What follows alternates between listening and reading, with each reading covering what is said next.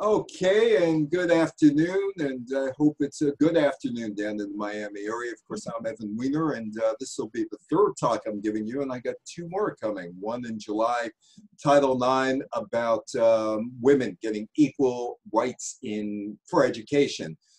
Richard Nixon did that on June 23rd, 1972. That's Title IX, and then in August, I'm going to do a talk on 1973, calendar year 1973, which was a very, very busy year.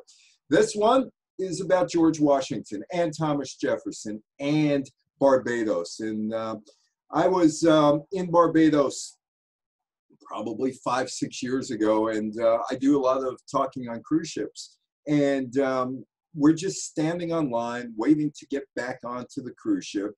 And my wife is looking at these little plaques that are near the cruise ships that if you're waiting for a bus, which we were at the time, and then we decided to walk, they have a little history of Barbados. And there were a couple things there in Barbados that I learned. That at the Tavern of Ostens, they had the Treaty of Barbados, which became, believe it or not, the basis of the Declaration of Independence. And also Washington, my wife goes out swimming and up the road from where she swims in Carlisle Bay when we're there is where George Washington actually slept. George Washington slept here in Barbados. And of course, that is the Washington Monument that was undergoing repairs a couple of years ago. And why am I not there? We go. And before that was me and George Washington on the upper west side of Manhattan, one of the statues that's around New York of Washington, New York, of course, being the first capital of the United States. We got to go back to 1649 and Barbados. Barbados was the biggest crown jewel in North America that the British had at that time. And there's an English Civil War, and it spills into Barbados. The execution of King Charles and the rise of Oliver Cromwell as the Lord Protector. Now, the loyalists flee England, and they end up in Barbados. The war would come to Barbados in 1651. Here's the irony of this. The loyalists are now becoming the renegades because Oliver Cromwell is the Lord and Protector. So the war comes to Barbados in 1651, and it ends with the Charter of Barbados. So I'm going to ask people here, have they ever heard of the Treaty of Barbados? And not only if they ever heard of the Treaty of Barbados, do they know what significance it has in the United States and to Thomas Jefferson's life? You can open up, or anybody want to even venture a guess here. You can raise your hand and I can see you in chat. I see Betty is coming in, but there is a direct link between the Treaty of Barbados and also the Declaration of Independence.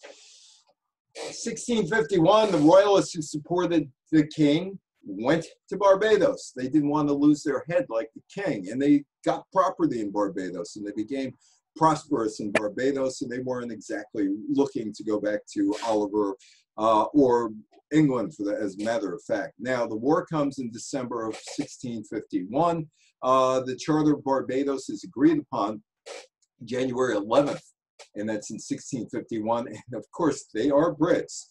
And the Brits like to go to taverns, as you will see in history, involving British subjects, ex-British subjects, maybe traders. If you look at it after 1776, they do a lot of things in taverns. Anyway, they go to the Mermaid Tavern, which isn't there anymore, in Ostens on January 17th, and they hammer out this agreement, the Charter of Barbados. There are 23 articles in the Charter of Barbados and the treaty. And stop me if you've heard this before, because you might have heard it somewhere. That would come later. Addressing religious liberty. The Barbadians, or the former Englishmen, wanted religious liberty. Does that sound familiar? Free trade. No taxation without the authority of the local assembly. Now think of where you might have heard all of those coming down the line years later. The Civil War, the Charter of Barbados, all done on January 17th, 1652. Barbados remains a colony, but they're an autonomous colony. They got religious freedom. They don't have to worry about taxation without representation, and they all have free trade. Gee, I wonder where that would end up. That would end up somewhere later on, about a century and a quarter later on. All of that would end up somewhere else. But that was in 1652. Now, this is one of the signs that I saw in Bridgetown, Barbados, while I was waiting for the ship or waiting for a bus. I forgot which one. From this vantage point, you could have witnessed one of the naval theaters of the English Civil War, 1642 through 51. Sir George Askew commanded a naval blockade of the island of Barbados from his ship, the Rainbow, in Ostens Bay from October 1651 to January 1652. Askew's naval forces were sent out to subdue the local royalists led by Governor Lord Willoughby. The stalemate ended in a treaty between the royalists and the parliamentarian factions after the final conflict in Ostens. The Charter of Barbados was signed on 11 January 1652 at the Mermaid Tavern in Ostens. It guaranteed Barbadian colonists their rights to land, local control of taxation, liberty of consciousness, access to the courts of law, and limited free trade. All of which ends up in a document many, many years later. So there are the taxes, customs, imports, loans. There can be no levies made on the inhabitants of the island without the consent of the General Assembly, which is Article 3 of the Charter of Barbados, which was signed on January 17, 1652. So in a sense, you could say this, that the Boston Tea Party may have had its roots in the battle between the Royalists and the Roundheads, which resulted in the Charter of Barbados, the Treaty of Ostens, and the Articles of Rendition of the island, and from property preparatory rights to the Commonwealth Parliament on January 11, 1652. So you can make that connection about 120 years later, but somebody had to pass on that history. Nobody seems to know who passed on that history. But the treaty was to ensure that the Barbadians would accept the authority of the English Parliament, and there could be no taxes being raised without local consent. The Treaty of Ostens was negotiated and signed at the Mermaid Tavern. That's another sign in Barbados. In Ostens, in Barbados, 1652, the concept of no taxation without representation was the inspiration for the Boston Tea Party, and subsequently included in the American Declaration of Independence. And of course, that guy there, Thomas Jefferson, that's the Jefferson Memorial on the Potomac in Washington, D.C. And that guy somehow, somebody, whether it was George Washington, whether it was Barbadians that moved into Virginia after they left Barbados and went to the continent, somebody informed Thomas Jefferson about the Treaty of Barbados. So Barbados already is having some sort of impact on the early days of America. The charter probably influenced the American Declaration of Independence. It could have been that Washington, on his visit in 1751, became acquainted with the charter, because George Washington, who was 19 years old, somehow, some way ingratiated himself into the British Navy and met all the power people as a 19-year-old in Barbados, people that he would encounter again 20, 25 years later. Somebody in chat there. Oh, okay. Yeah, I got that in case you need that. Anyway, that is the Charter of Barbados, and George Washington gets there. Why is Washington there? Well, it has to do a lot with his half-brother, Lawrence Washington. He's suffering from tuberculosis. He's advised to spend the winter in the tropics because they thought that maybe that would cure his tuberculosis. Now, Lawrence Washington had a young wife, had a couple of kids. couple of kids also died in childbirth, and there was no way Mrs. Lawrence Washington was going with her husband to Barbados. And they're looking around, and they're looking around, and they're looking around, and they pass things around, straws, all that other stuff. Hey, George, it's you. You're going. And George goes. Now, George had never left Washington or Virginia before in his life. In fact, he never saw a big town. He was just, you know, out in the middle of the wilderness, not doing much of anything. So this was a big, big, big trip coming up for George Washington. Now, a cruise ship going from, say, Norfolk, Virginia to Bridgeport, Barbados may take 2.5, 3 days. These guys aren't on a cruise ship. These guys are on a small ship, and they're going for what would be the journey of a lifetime for George Washington. Now, this is from the museum in Mount Vernon, Virginia, the Washington Museum. You could find some information. It's one of the few places that you can really find information on this. The Washington brothers set sail on the Success. That was a small trading sloop. The voyage took more than 6 weeks. George Washington was not impressed with the water. He called the Atlantic Ocean the fickle and merciless ocean. And he ends up at this place. That's Gedney Clark's house. Now, that's about 3.5, 4 miles from Bridgetown, which is the main port in Barbados. And he ends up there. Gedney Clark had been a relative living in Barbados. He was obviously a rich guy in Barbados, and they were able to put the Washington brothers up, one with tuberculosis, one who is perfectly healthy, till he gets to Barbados. Washington records the weather on the ship, details about sailing, the fish they caught, the fish they tried to catch, dolphin, pilotfish, shark, barracudas, tigerfish, records everything. He's meticulous in recording everything. Finally, on November 2nd, 19-year-old George Washington, his half-brother Lawrence, in 1751 dock. And they go immediately to see Gedney Clark. That's where they're living. You did not see this sign, which is now near the house, Carlisle Bay, Barbados. There are coral reefs, and it talks all about what coral reefs do, which could kill a ship, which is important because they didn't know how to land the ship because of the coral reefs, and they finally found a place where they could get in and actually dock down by Bridgeport and go over to Gedney's house. The English settled the island about 1630. 2 decades later, sugar became king. And of course, that was important. Sugar wasn't available in Europe, and sugar became the main source of money and trade and slavery eventually. Somebody had to harvest the sugar, and that happened in the Caribbean islands, all kinds of slave traders there, but it became the crown jewel of the British colony, Bridgetown and Barbados, by 1650s after the war. Barbados was one of the most precious colonial possessions.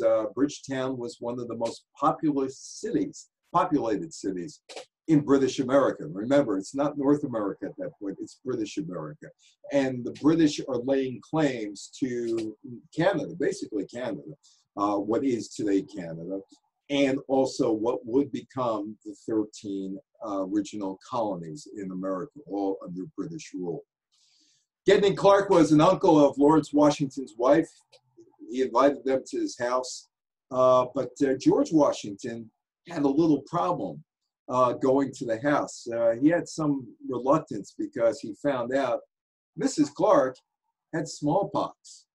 And guess who got smallpox shortly thereafter? George.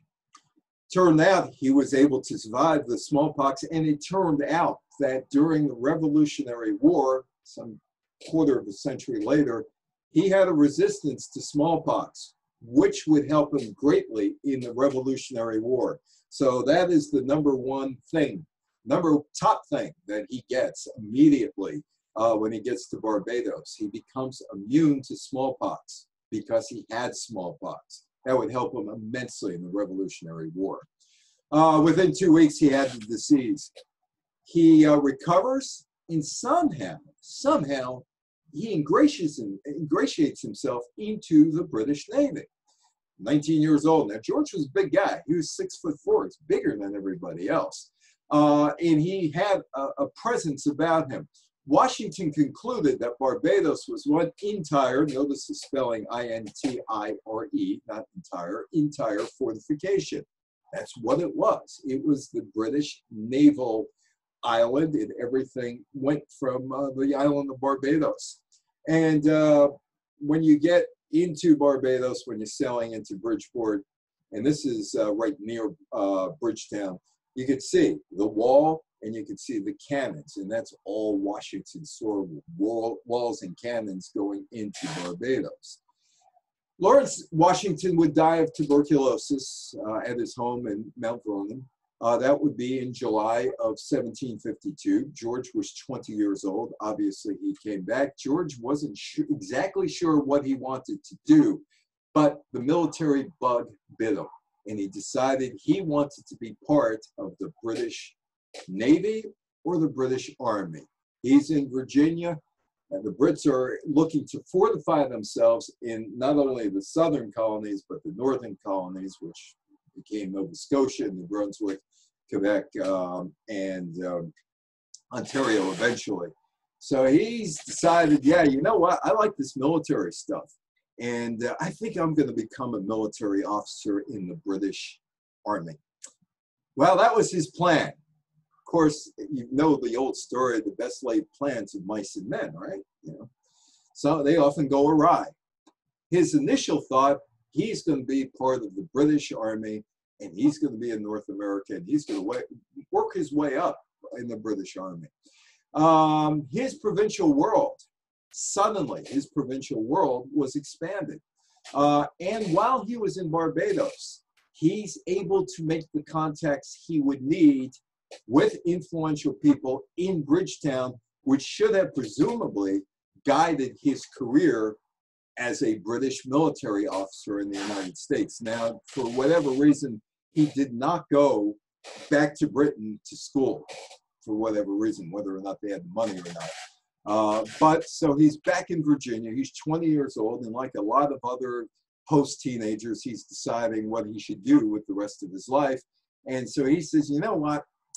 I'm going to dedicate myself to the advancement of my military career. And I'm going to do it better than anybody else in Virginia. And for a little while, he did.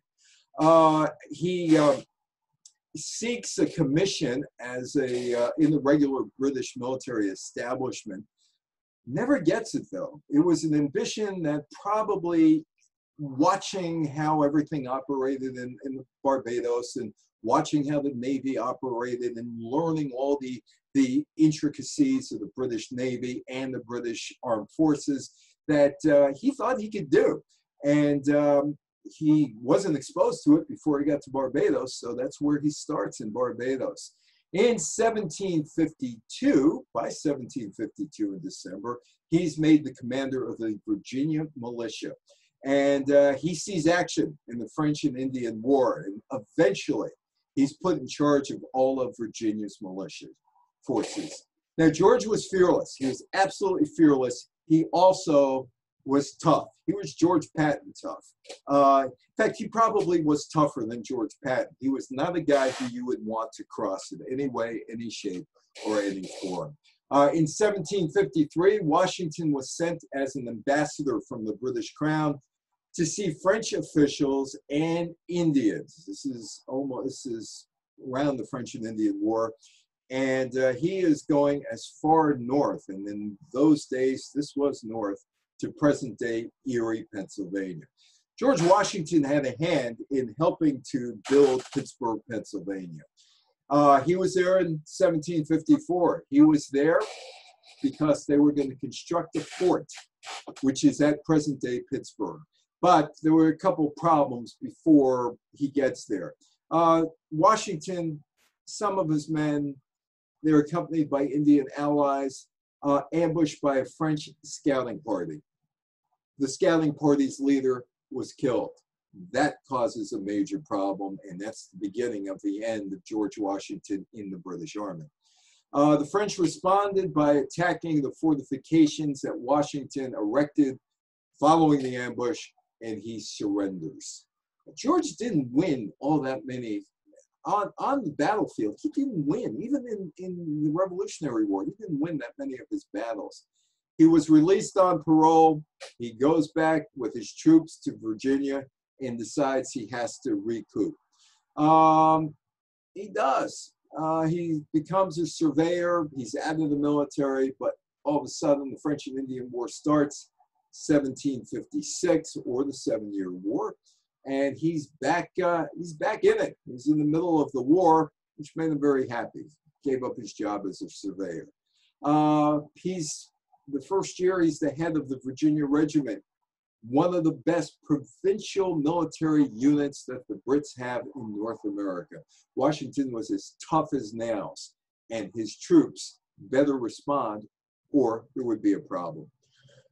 He rigorously disciplined them, punished them for transgressions, hit them with a lash.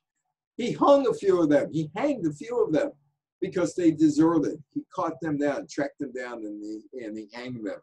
So he was a tough guy. But didn't win many battles. In fact, he lost most of his battlefield battles. And he had fights with the governor of Virginia, the English-appointed governor, Robert Dinwiddie. He returns to Williamsburg and says, that's it, I'm gone. My military career is over. I'm going back. He had married Martha at this point, and he is going to be a gentleman farmer and dabble a little bit in politics, but his military career is done. This is about 1756, 1757. Now, he misses an awful lot because when George is back in Virginia, there's a whole bunch of things going on. On January 6th, he marries Martha Dandridge Custis in 1759, marries a woman with a lot of money, takes over her farm, and he becomes a member of the Virginia House of Burgesses. And for the next 16 years, he was plantation owner, slave owner, and politician. Totally out of the action, totally out of the action. And this is what he missed that led him to come back to the action. That is Quebec City, and that's City Hall in Quebec City, and behind that is Parliament in Quebec City. It was about 2 years ago when I was up there. And that plaque, Old Canada, that is where Montcalm gets killed by Wolfe, and that is where North American history changes on a dime. The French settle that area of Quebec. They claim Nova Scotia, that area of Canada, and the English have the rest of southern Canada, which is now Ontario for the most part. And that is the wall. That's the wall that's supposed to protect Quebec City, and it was supposed to keep the English out of Quebec City, except they didn't finish the wall. Had they finished the wall, history would have been different. That's the French said, okay, if there's cliffs here, there's no way the British are going to come up the cliffs, ambush us. We'll just leave the wall right there, and we don't have to worry about it. Montcalm on the Plains of Abraham, defeated here, received his mortal wound 13 September 1759. History changes there because the English are able to take over Quebec, and the English are able to clamp down on not only the French in Quebec, but also the French over in Nova Scotia. In fact, ethnic cleansing comes about, and this will all lead to problems in the southern colonies. In 1759, under the command of James Wolfe, the besieged Quebec City capital was besieged for 3 months. The city defended Marquis de Montcalm. This is the Plains of Abraham. This is where the English meet the French, and within 15 minutes, history changes. If you look down at that picture, that is where the Plains of Abraham is. And you look down there, that's where the British Navy is. And they're coming up the St. Lawrence River. It wasn't a seaway, it was widened later on, 1959. And they're coming up, and the French think that, you know, where these cliffs are, and these are the pictures where the cliffs are. No problem. The Brits are not going to get up there. They're not going to climb the 200 feet worth of cliffs. We're safe. But that didn't happen. The French and English, and remember, Washington wanted to join the English army. 1605, French colonists established the first permanent European settlement in future Canada, first north of Florida. Florida was Spanish as well at that time. At Port Royal, and founding what would eventually be known as Acadia. And you probably read the Tales of Evangeline, which tells you the whole story about Acadia. In 1713, Louisbourg was the biggest settlement in North America for the French. 1730, it was the biggest military fortress. It fell in 1758. The Treaty of Utrecht, because all of these European fights between England and France, gives Utrecht and gave Cape Breton, Prince Edward Island to the French. English are out of there. That is a replica of what the fort is. It's 1/4 size. It's now a tourist attraction because the English sacked it in 1750s and they never did anything with it. It became a tourist attraction. It's sacked by the British in 1758, some of it reconstructed, and Longfellow wrote Evangeline about what was the exile of the French by the English. The French became non-citizens in Nova Scotia, which was also New Brunswick in those days, and it was pretty bad for the French. That is the lighthouse there in Louisbourg. And that is Halifax. And you can see where the French ended up after the English sacked them. Some went to Africa, some went to New Orleans, which is why we have Cajun culture today, because they set up their own society down in Louisiana. And some died in Halifax, on this island in Halifax. The French and Indian War ends in 1763. England finally defeats the French in Canada and the Mississippi and the Great Lakes. English takes Canada, and the French are exiled. Washington never gets the commission. He misses all of the action in 1756 through 63. He was the commander-in-chief of all forces in defense of Her Majesty's colony in Virginia, misses all of that, becomes a politician, and is becoming increasingly angry. The war is done, but there's a lot of tension rising in the 1760s and the 1770s. The Southern colonists knew what was going on in the Northern colonies, which were Quebec and Nova Scotia, New Brunswick, and they're talking back and forth. And they find out one thing, the Southern colonists: the A-team is gone. The England's best troops are brought back home. But there's a problem. The war may be done, but England doesn't have any money. They have spent so much money all around the world. They got to look somewhere to find money. Where are they looking to find money? Oh, I know. We got those colonies, the northern colonies, the southern colonies, the northern colonies, all north of the Great Lakes and all north of the St. Lawrence River, the southern colonies, the 13 of them.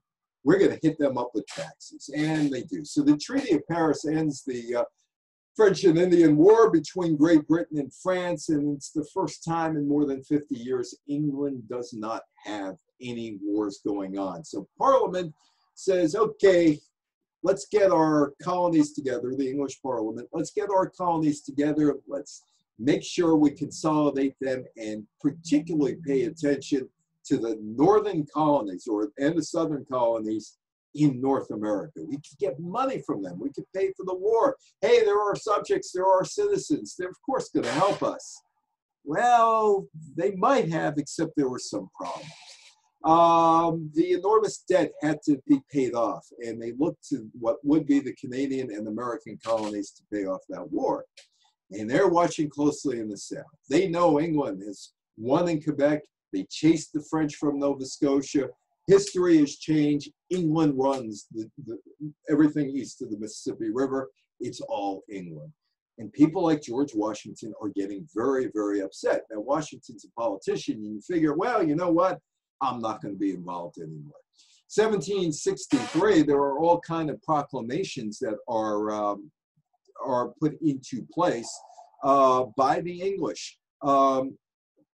The Proclamation of 1763 prohibited the settlement in the American colonies west of the Appalachian Mountains. And this is greatly resented in Virginia. And who is in the House of Burgesses in Virginia? It would be George Washington. This is the first thing that gets George Washington upset. Another thing, Parliament imposes the Stamp Act for taxing the American colonies. Guess what? We're paying taxes. George Washington is not very happy with the stamp tax, or Stamp Act. Patrick Henry introduces the Stamp Act Resolves in the Virginia House of Burgesses. These resolves challenge the British to get rid of the tax. Get rid of our tax. We don't want to pay any taxes. And we think that Great Britain doesn't have the right to pay taxes. The Parliament would repeal the Stamp Act and pass the Declaratory Act, which asserted Great Britain's right to pass any laws governing the American colonies. This is getting George Washington even more upset. In 1767, Parliament imposes the Townshend duties taxing imports of tea, glass, paper, lead, and paint in the American colonies. The Brits had a history of this in all of their colonies, but there was one colony that stood up to them. That was Barbados, and that was the loyalists to the king who turned to become rebels.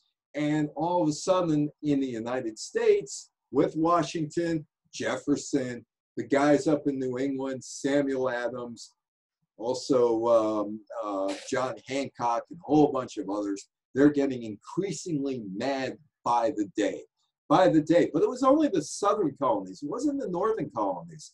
Just Nova Scotia was looking at maybe we should join with the 13 colonies, but that's another story that we'll get into in a few minutes. Washington probably had known by this point that the English pulled out their best troops out of North America. And Washington decides, you know what? I'm going to go on a scouting mission. By the late 1760s, he experienced firsthand the effects of rising taxes imposed on the colonists by the Brits, and he came to believe that it would be in the best interest of the colonists to declare their independence from England. 1767, he opposed the Stamp Act and Townshend Act, as well as the 1774 Intolerable Act. Now, Washington decides he's going to go out to Pittsburgh. That's Pittsburgh, and that is Washington, and that's me a couple of years ago in Washington. That was in October of 2018, and I'm in Pittsburgh, and I decided I'm going to eavesdrop because Washington is talking to his old Indian pals, the guys that he knew from the days of the French and Indian War, and he goes up to Pittsburgh and in that area down the Allegheny, and he decides he's going to talk to them because he wants to see if they'll join up with him if there is something of an insurgence and a revolution. Can I count on your support if I decide to do this? So Washington is kind of out there looking around, trying to figure out, can I get something together? Should I get something together? So he spends a few years roaming around the Allegheny, going up the Ohio River and all that Monongahela, looking for allies in the event that people from Pennsylvania and also his old Indian friends want to help him in an uprising. In 1773, Parliament passes the Tea Act, and then the Boston Tea Party takes place. A party of nearly 50 men disguised as Indians. They're led by Samuel Adams before he became a beer. Now he's a beer. Nobody knows who Samuel Adams is. He's a beer now. And Adams goes on the ship with the other 50 men. They break open 343 cases of tea, dump them in the Boston Harbor. And you know what? If you want that experience today, it'll cost you $10. Because you can go right to that place in Boston. I have not done this yet. I've passed that place quite a few times. I haven't done that quite yet.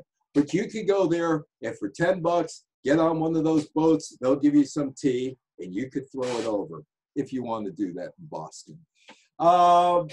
Seeking to boost the troubled East India Company, the British Parliament adjusted import duties, which means, hey, you know what? We're raising taxes on you. The consignees in Charleston, New York, and Philadelphia, which were three of the four big ports in the United States, with Boston being the other one, rejected the tea shipments. But the merchandise, the merchants in Boston said, no, no, no, no, we're gonna take the tea. They refused to concede to the Patriot pressure. The other ports said, no, we're not gonna take it. So they decided to take it because they wanted the money.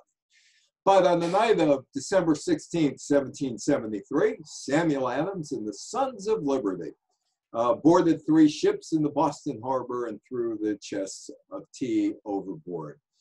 This did not go over well, as you might imagine, in London.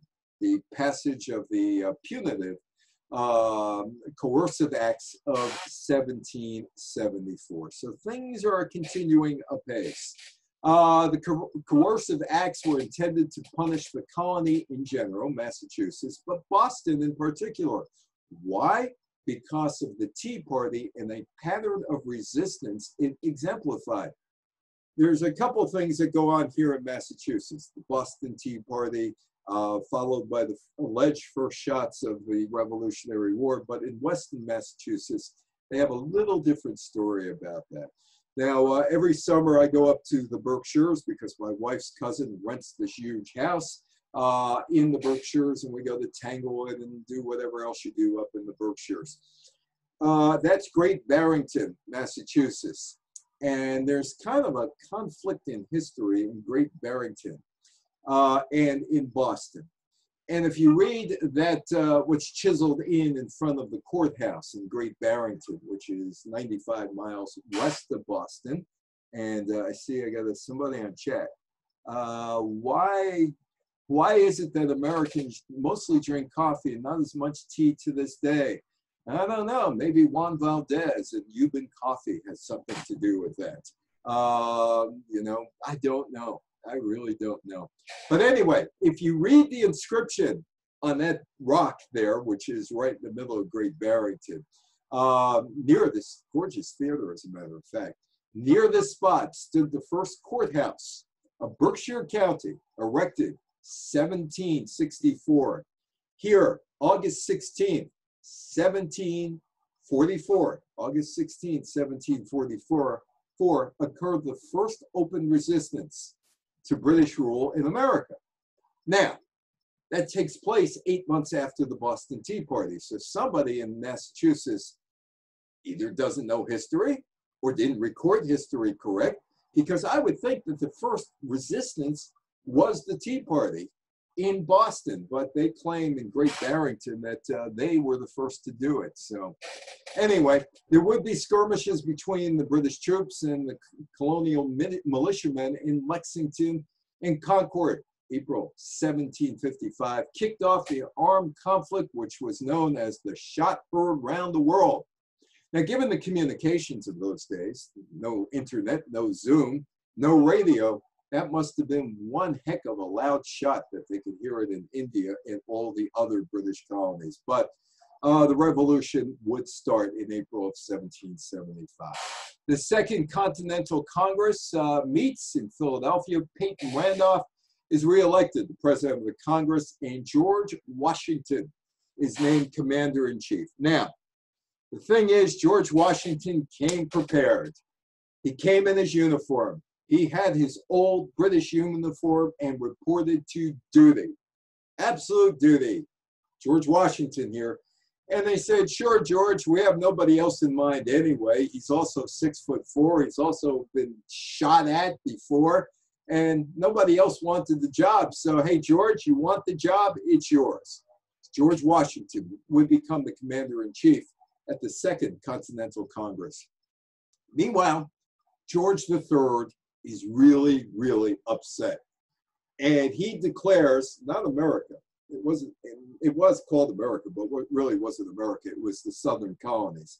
But he declares America, the Southern colonies, not the Northern colonies, in rebellion. Washington appears at the Second Continental Congress in his military uniform. He's signaling, to war, we're going to war. He had the prestige, he had military experience, but most importantly, he had charisma. On the battlefield, he led his guys out there, and he stood out there, and he was 6'4", so you couldn't miss him out there. He had the charisma, he had the charm, he's the guy in charge. He closely had observed British military tactics back in 1751. Think of that, 1751. He's 19 years old. He observed, took down notes on everything. He gained a keen insight into what were their strengths, what were their weaknesses. He knew it, even though it was 25 years later. That would prove invaluable during the Revolution. As a general, we don't want that. No, we don't want that. We want that. As a general, he was able to, what do we want? We want that. He had the ability to keep the colonial army together. His troops were poorly trained. They lacked food. They lacked ammunition. In fact, Washington had a chance to take Nova Scotia and decided not to do it. And you have the big harbor in Nova Scotia in Halifax, the deepest natural harbor in North America. He decided he couldn't go after Nova Scotia. He didn't have enough ammunition or supplies. In the winter, the soldiers didn't have enough equipment, including shoes. However, Washington was charismatic, and he was able to lead them and able to make sure that they were a fighting force. And of course, that's the Liberty Bell. 1994, I remember when I had hair back in 1994. It's only 26 years ago. By 1781, the Americans, with the assistance from the French and also from von Steuben and the Germans and others, were able to beat England in Yorktown. The English should have beaten the Americans. They were so poorly prepared, but they were able to endure, and they had a lot of help. They had the help from the French. Lafayette had help from von Steuben and the Germans, also some of the Indian tribes that helped them out. They would beat England in Yorktown, Virginia. The war just about done.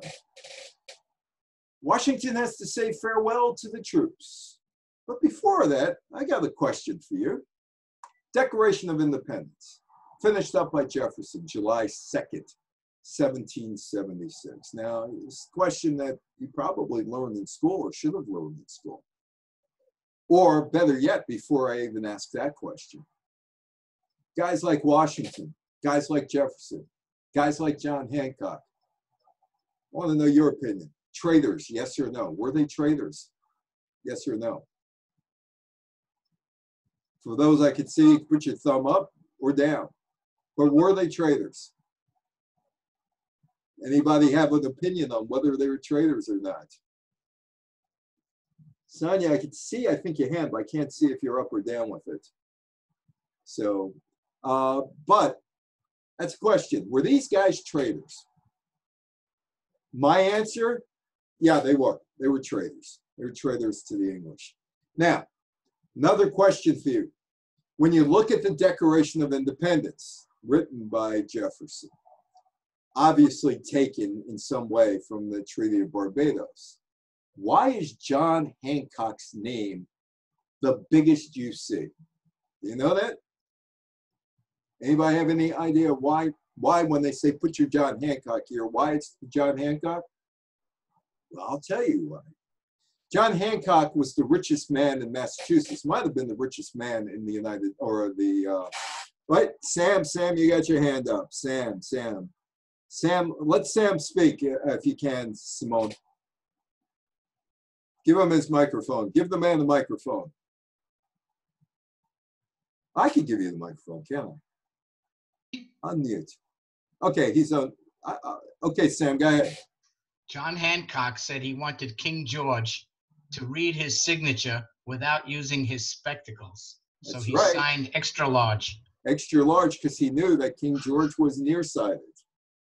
He knew he was nearsighted, and he wanted to make sure that the first signature he saw on the Declaration of Independence was John Hancock, because he hated King George that much. So, but getting back to my central question, these guys were traitors, weren't they? Yes or no?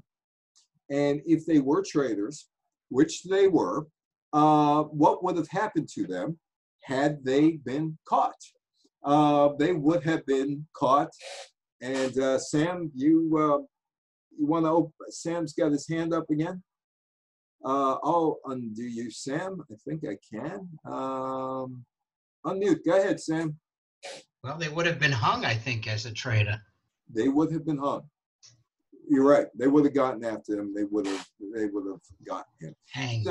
So that is why. No, it would have been hanged, not hung. Hanged. Thank you. Yeah, it would have been hanged. Proper English. So these guys fled Philadelphia on July 2nd, 1776, and they left some schlep behind to read the Declaration of Independence. They got out of town. America decides, and they became America, decides on July 2nd, 1776 to do it, but these guys got their horses and got out of town as quickly as they could. Ben Franklin's an interesting character in all this, because Ben Franklin, who was so pro get out of the British grips, his son Richard was the governor of New Jersey. That must have made some interesting chats around the dinner table, that Richard Franklin was the governor of New Jersey. Anyway, Washington's, well, he's done. He's absolutely done. And it's time to go home. So he's going to have farewell to the troops. And being that they were English at one point, although he did get help from the French, the Germans, the Indians, and whoever else was around, they decide, well, you know, we're going to say goodbye at a tavern. It seems like at a tavern they always were. So they go to Fraunces Tavern, and George Washington says goodbye to the troops. It's over. That's in 1783. He's going to go home. He's going to finally see Martha, if you can remember who Martha was. But the tavern becomes the seat of the government. Makes sense. Why not have a bar be the seat of the government? And New York would become the first capital, one of the first capitals of the United States. Today, Fraunces Tavern is still a bar. Back in the 1960s, it was bombed because of some sort of significance to a terrorist group.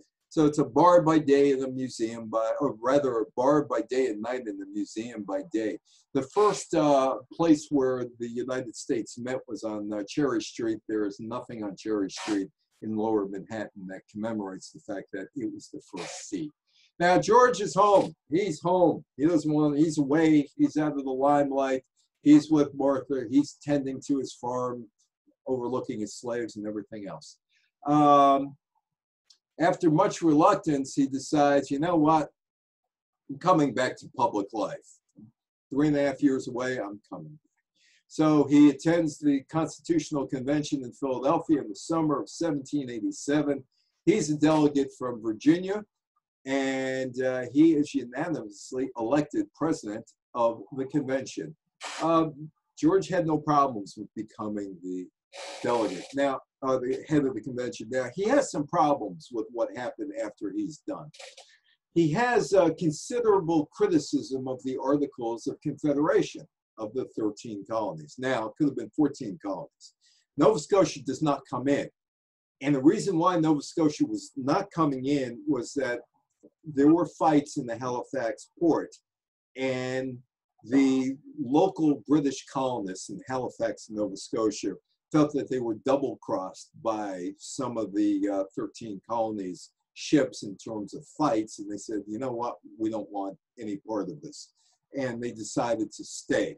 They could have been the 14th colony, another port, Halifax.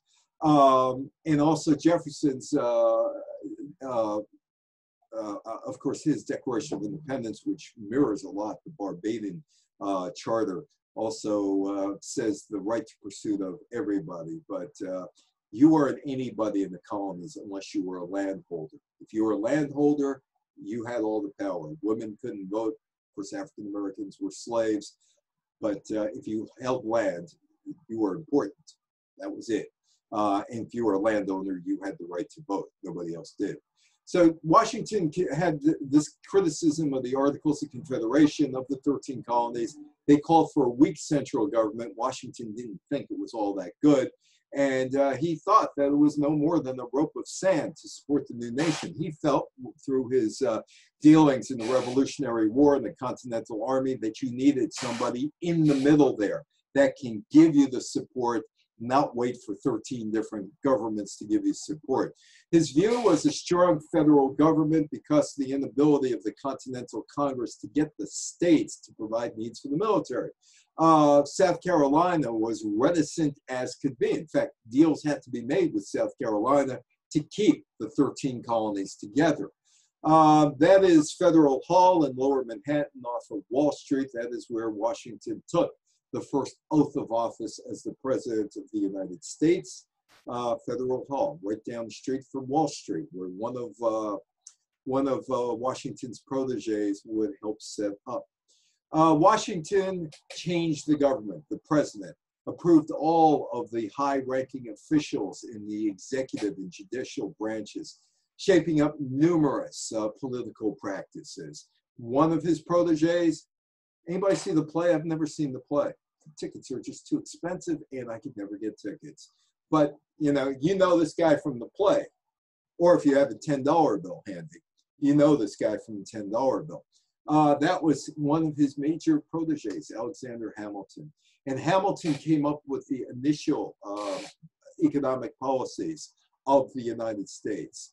The federal government would assume the debts of states' governments and establish the first bank of the United States and the United States Mint, and would also print the money. They established the Mint and the United States Customs Service. And that is the United States Customs Service in Lower Manhattan. And I can't say that I've seen Hamilton for nothing, because I was in that building when it was decrepit as a kid in the 1960s, and this building has been magnificently renovated. So I have seen Hamilton for nothing.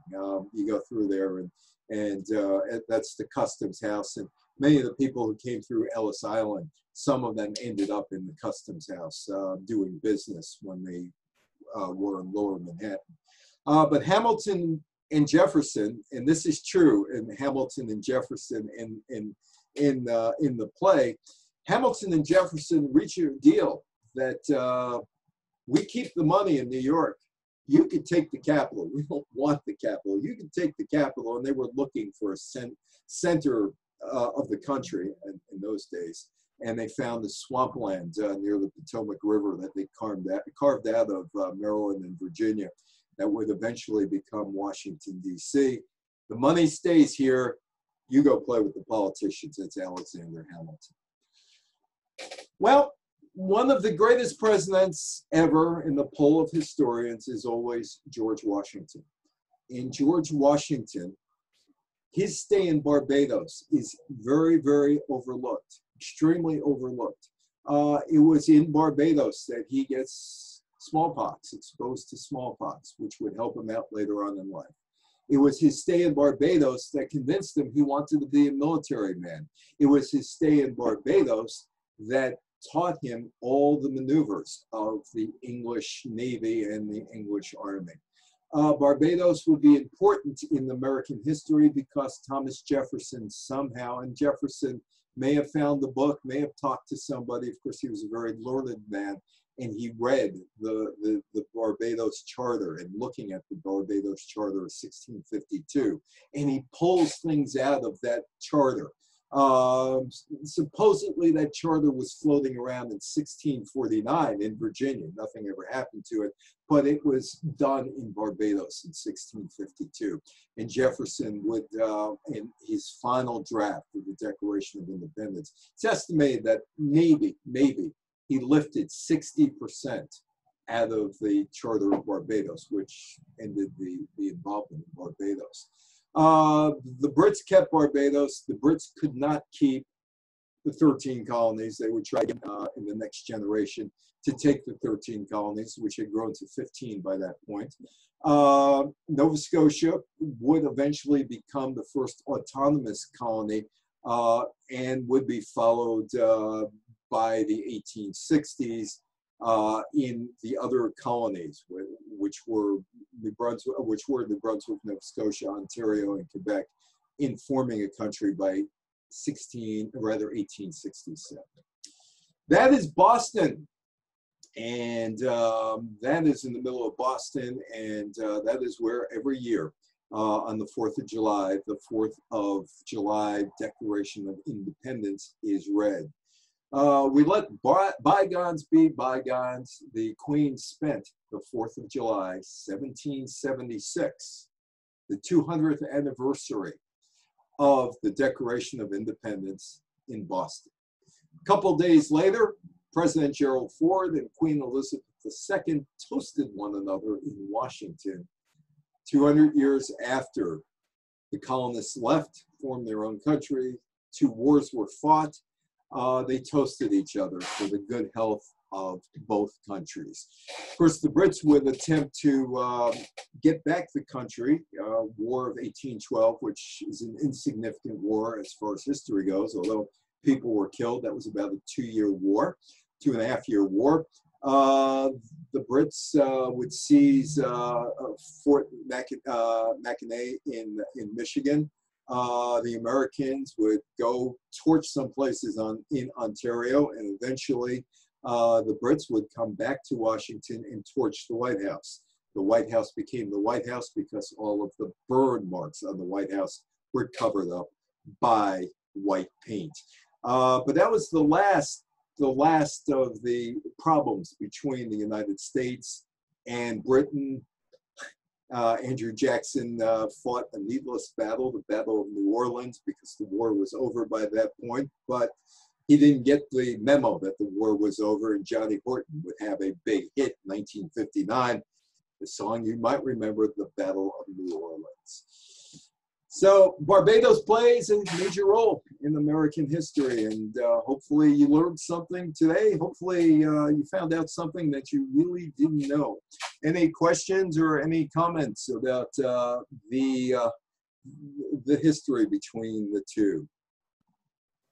You know what, Sam? I barely have ever been to Staten Island. I'll take the ferry once in a while, but Staten Island is Staten Island. You know, it's not part of us. They're over there, you know, even though they're part of us. They always want us to see it anyway. One day I'm going to get to Staten Island and actually do something other than walk around the ferry. Best free ride in New York, Staten Island Ferry. Great views and all that, but I have never really spent any time in. Go ahead, Sam. Thank you. Evan, I asked that question because, well, I lived on Staten Island, and the conference house is way at the other end of Staten Island from the ferry. I've seen that as we've taken trips out of Bayonne. And there was a peace conference in, I believe it was 1776, or maybe the following year, that was attended by Sam Adams, and I think it might have been the representative of South Carolina, Rutledge. They actually rode over from New Jersey. They took the carriage from Philadelphia. They rode a boat over the straits. Yeah. They didn't have any tolls, right, Sam? Excuse me? No tolls. They didn't have no tolls then, no. But they met a general there, and the general proposed a peace, and it was actually on September 11th during the war, and the general offered them, he said that the war would end if they would swear allegiance to King George. And they said, that's impossible because we are now citizens of the United States of America, because the declaration, you know, was already, it was already declared, and they considered themselves citizens of another nation. And they said, we cannot swear to a king. And the war continued for like another 8 years, or 7 years. I have seen that place actually while we sail out, but and one day I want to go there. It's an interesting story. Yeah, Staten Island, it's, Staten Island is what they call a schlep from where I am in Westchester. So okay, and all, but one of these days I might, because I do go to Bayonne. A lot of history there. They think they stationed about 30,000 troops in Staten Island. Yeah, it was very loyalist. Yeah, and Staten Island still has a streak of independence. They every once in a while say we got to get out of New York, but they have Yes, nowhere to go. I mean, where that's true. New Jersey doesn't want them, so they're kind of stuck there. So anybody else besides Sam? Because I could sit and we could talk about the Staten Island Ferry here for a while. Yeah, maybe let's take your PowerPoint away so we can see everybody. Okay, let's get rid of screen sharing and let's get rid of stop share. Right there we go. There we go. So I can see everybody. Hello, Berta. Hello, Adele. Hello, Sonia. Sandra, Wendy. Hi, Betty's iPad. Hello. Hi, Rick. Hi, Sam. Yeah, thank you for attending today. So anybody else who might know something? Did any of you actually know the history of Washington and Barbados? I did not. It's a hidden piece of history. And like I said, for me, the hidden piece of history was sitting in Barbados and seeing that plaque about the tavern and the British, rather the Barbadian charter. And, you know, I never knew about it. But then again, you know, I've gone to the Caribbean and I've gone to Barbados. I've seen the oldest synagogue in North America. I've learned all about the sugar trade and everything else that happened. I learned all about the pirates of the Caribbean in the Virgin Islands from a cab driver, and I looked up the stuff, and he was right. In fact, he lived in New York and moved back to the Virgin Islands. And There's actually an excellent book about the pirates in the Caribbean based on a true story. Yeah. I forgot who the author is, but it kind of gives you the history where it all started. John Lafitte, right? I don't remember the author, but I can probably find it. He was the pirate. You know, most people go to beaches. I'm not a beach person. My wife swims. And so while she swims, I look for other things to do. And that's how I found getting in Clark's house and found out about that history, which very few people talk about. And of course, Washington missed all of the action when England was able to wrest away North America from the French. And that changed everything. And that thing was kind of interesting too, because I was covering sports. And it's 1992, and I'm up in Quebec City, and my son is having a temper tantrum. He's 6 years old, 7 years old. And there was a hockey player who played with the New York Rangers, who I knew, Anders Hedberg, and he comes over and says to my son, "What's the problem?" And he says to my son, he said, "Give me a minute with him." And he says, he points him to the Plains of Abraham. And he says, "You see that place?" And Anders was from Sweden. He was from Stockholm. And he did some history, studied some history. He says, "You see that place? That's where North American history changed." And it always stuck with me that I really didn't realize that, because we get American education of the Revolutionary War. And I never really realized that, hey, Anders was right. The Revolutionary War really starts where Montcalm dies in Quebec City. And it has such a domino effect, because the English knock off Nova Scotia, and they do the ethnic cleansing, and you go through Nova Scotia and you see that. And by 1763, the French are out, they're gone. The English are able to regroup, they go home, and they put the taxes on, and you know, taxation without representation leads to the Revolutionary War. All starts in Quebec City. And I never thought of that. Yes, Sandra, go ahead. So with the plaque from Barbados, yeah, are we kind of saying our leaders weren't as brilliant as we thought they were in putting? I have a comedian friend named Max Docelli, and I think I don't see Wanda. Wanda's not here. I have a comedian friend, Max Docelli. I think she heard the story. And I'm talking about Abbott and Costello and the routine, who's on first. and how that routine was probably written by a guy named Michael Musto. And I have another comedian friend, and we got into John Joseph. We had this conversation one day about that because I'm doing a baseball talk, and John says, "No, Abbott Costello paid Michael Musto $15 for it." And Max looks at him and he says, "John, you're a comedian. You know we steal from one another." And you know, Jerry Lewis did all the slapstick, everything else. Grew up Brown's Hotel and the Catskill and all that. And he stole his act from everybody. But the difference was that Jerry Lewis could do it better than everybody else. Right. And he's able to. I had an intern years ago who I'm still friends with, Cheryl Gunty. Her father was Morty Gunty, and when I was doing local radio back in the 1980s, matter of fact, we did a show with Freddie Roman. I'm going to name all these people. Most of you are going to know them. Name dropper. Yeah, Freddie Roman, Mousy Lawrence, Dick Capri, Sal Richards, Myron Cohn, who I went to Myron's house one day, and he greeted me in a bathrobe and slippers because I was doing an interview with him. Myron lived on New Hempstead Road. So, you know, all these guys will tell you the same thing. You know, Jerry Lewis stole his act. Morty Gunty told me, and Morty tried to steal the act from Jerry Lewis, and he only came up to here, couldn't do it. Yeah. So, you know, I wouldn't say that, you know, Jefferson. So we stole it and did it better.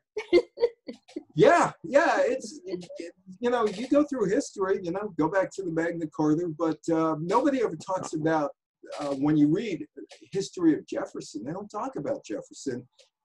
He got influenced by it.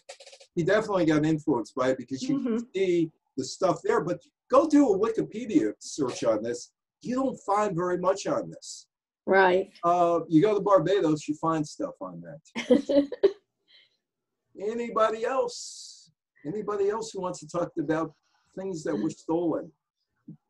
So my next talk is July 13th. And we're going to talk about, Betsy. Yes, the pirates, Jewish pirates of the Caribbean, led by John Lafitte. And you know why there were so many Jewish pirates, right? Because of the Spanish Inquisition. And they wanted to get their stuff back from the Spaniards. Oh. That's at least what people have told me over the years. But the next talk is on July the 13th.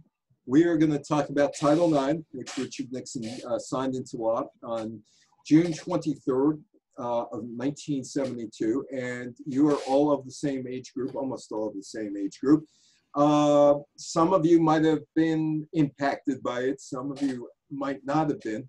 And it's just the fight for equality in education. And among the people I talk about are Patsy Mink and Edith Green, along with Birch Bayh.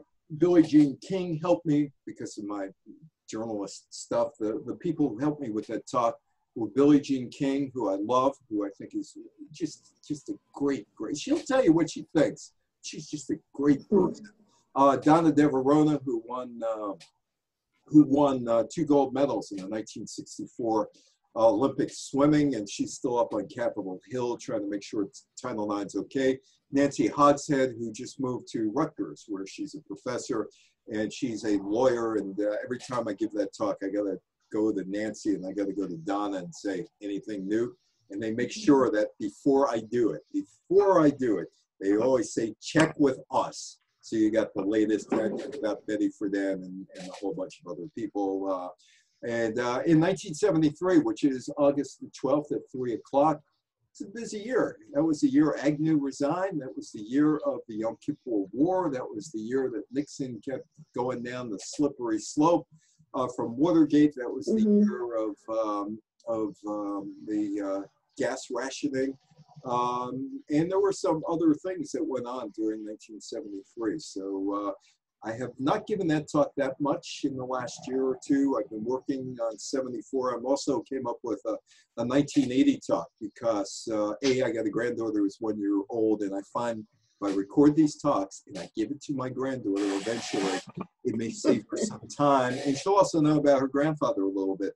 And 1980 was my absolute favorite year as a journalist because I got to interview Ronald Reagan, got to interview Ted Kennedy, interviewed, can't think of Alphonse D'Amato's name. Alphonse D'Amato, Carol Bellamy, Elizabeth Holtzman. I covered the Democratic National Convention. And in January of 1981, covered the return of the hostages from Tehran. Never spoke to them, but I was up there at Stewart Air Force Base. So that's, I just wrote that talk. And and it's not a talk I need to do research with because I was there. I mean, I was there for a lot of that. So. Wow. You know, Anybody has another question since we need to finish the meeting? we could stay here all day, but we'll finish the meeting. Anybody We have else? another one coming up, so I don't want to interrupt, but ladies. Okay, well, thank you, Simone, and thank you. Thank you. Brother, Thank do you have a you. question? Yeah, Bertha, no more. They're just Okay, saying goodbye. Sonia, you have a question? Let me say, nobody has any other unmute. questions, right? Okay, thank you, Bertha. Thank you. you. Adele. Thank you, Thank Sonia. you. Thank you, Wendy. Sonia. Thank you Nice very nice much. to you. Thank you. I'll speak to you, Mabel. Thank you, Rick. Thank you, Sam. And thank Wanda, who is not here anymore. And we will see you on July the 13th. Exactly. Sign up with the office, please, everybody, or sign up online. Okay, thank you so much for We'll talk soon. joining. Thank you.